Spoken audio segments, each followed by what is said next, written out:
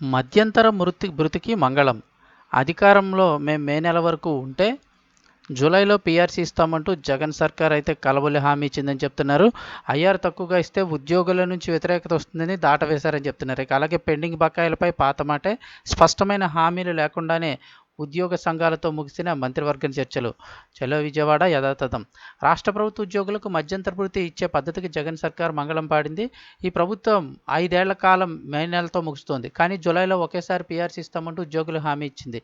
సాధారణ ఎన్నికలకు ముందు ఐఆర్ తక్కువగా ఇస్తే ఉద్యోగుల నుంచి వ్యతిరేకత మరింత పెరుగుతుందని, ఐఆర్ ఇవ్వకుండా దాటవేస్తుందని చెప్తున్నారు. దీన్ని సమర్థించుకునేందుకు జూలైలో ఏకంగా పీఆర్సీ ఇచ్చేస్తామనే హామీని తెరపైకి తెచ్చిందని విమర్శలు వినిపిస్తున్నాయి.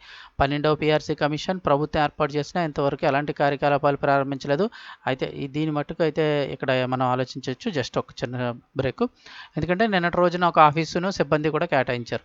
ఇక ఎక్కడైనా 4 నెలల్లో పీఆర్సీ ప్రక్రియ పూర్తయి ప్రభుత్వానికి నివేదిక ఇవ్వడం జరుగుతుందా? ఇప్పుడు ఐఆర్ రాకపోతే దాదాపు ఏడాదికి పైగా ఐఆర్ నష్టపోయే ప్రమాదం ఉందని ఉద్యోగులు పేర్కొంటున్నారు. ఉద్యోగుల సమస్యలపై శుక్రవారం రాష్ట్ర సచివాలయాల్లో ఉద్యోగ సంఘాల నాయకులతో మంత్రివర్గం ఉపసంఘం చర్చలైతే నిర్వహించింది. మంత్రి బొత్స సత్యనారాయణ, ప్రభుత్వ సలహాదారు సజ్జల రామకృష్ణారెడ్డి, అలాగే చంద్రశేఖర్ రెడ్డి, ప్రభుత్వ ప్రధాన కార్యదర్శి సిఎస్ జవహర్ రెడ్డి, సాధారణ పరిపాలనా శాఖ కార్యదర్శి పోలా భాస్కర్ హాజరయ్యారు. ఇక 11వ పీఆర్సీకి సమయం గత ఏడాది జూన్తో ముగిసింది. జూలై నుంచి కొత్త పీఆర్సీ అమలు కావాల్సి ఉంది. గురుకులాలు, ప్రభుత్వ రంగ సంస్థలు, సొసైటీల ఉద్యోగులకు ఉద్యోగ విరమణ వయసు 62 ఏళ్ల పెంపు వర్తింపుపై వారు కోర్టు కేసు ఉపసంహరించుకున్నాక ఆలోచిస్తామని ప్రభుత్వం స్పష్టం చేసింది. ఇక బకాయిల చెల్లింపులపై గత చర్చల్లో జరిగిన హామీలనే మళ్లీ వల్లివేసిందని చెప్తున్నారు. బకాయిలపై అస్పష్టత. ఉద్యోగుల డిమాండ్లపై ప్రభుత్వం నుంచి ప్రత్యేకంగా హామీలేమీ లభించలేదు. ఏపీ ఐకాసా ఈ నెల 27 నిర్వహించిన చలో విజయవాడను వాయిదా వేసుకోవాలని ప్రభుత్వం అయితే కోరింది. హామీలేమీ ఇవ్వనందున ఈ కార్యక్రమాన్ని యథావిధిగా నిర్వహిస్తామని ఏపీ ఐకాసా ప్రకటించింది. 2004 సెప్టెంబర్కు ముందు ఇచ్చిన నోటిఫికేషన్ ద్వారా ఉద్యోగంలో చేరిన వారికి పాత పెన్షన్ విధానం అమలు తక్షణమే ప్రకటించాలని ఉద్యోగ సంఘాల నాయకులు కోరినా ప్రభుత్వం దాటవేత వైఖరిని అవలంబించింది. పెన్షనర్లకు అదనపు క్వాంటమ్ పెన్షన్ 70-75 ఏళ్లలో ప్రస్తుతం ఇస్తున్న 7%, 12%, 10%, 15%పై పెంచడంపై ఏదో ఒకటి మాత్రమే చేస్తామని మంత్రివర్గ ఉపసంఘం చెప్పింది. ఇక పదవీ విరమణ చేసిన వారి బకాయిలపై సీఎస్తో చర్చించి నిర్ణయం తీసుకుంటామని చర్చల్లో వెల్లడించింది. కారుణ్య నియామకాల వివరాలను జిల్లా వారీగా తెప్పించుకొని త్వరలోనే పరిష్కరిస్తామని హామీ ఇచ్చారే తప్ప ఎప్పట్లో పనిదైతే గడువు పెట్టలేదంటున్నారు. ఇక ఒప్పంద ఉద్యోగుల క్రమబద్ధీకరణ సంబంధించి కొంతమంది జాబితాను ఈ నెల చివరిలో విడుదల చేయనున్నట్లు ప్రభుత్వం ప్రకటించింది. టీఏ బకాయిలు 70 కోట్లు, సిపిఎస్ బకాయిలు 100 కోట్లు, మెడికల్ రియంబర్స్మెంట్ 80 కోట్లు చెల్లించినట్లు తెలిపింది. చర్చల్లో ఇచ్చిన హామీలకు జీవోలు ఇవ్వాలని ఉద్యోగ సంఘాల నేతలైతే కోరారు. ఇది పరిస్థితి. అసలు ఒరిజినల్గా సమావేశంలో జరిగిన పాయింట్స్ ఒక్కసారి చూద్దాము.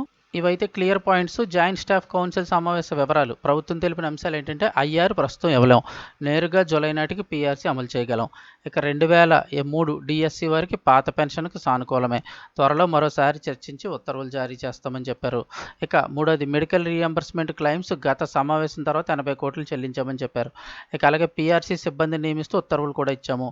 ఇక టీఏ బకాయిలు 70 కోట్లు చెల్లించాం, అలాగే సిపిఎస్ బకాయిలు 100 కోట్లు చెల్లించాం.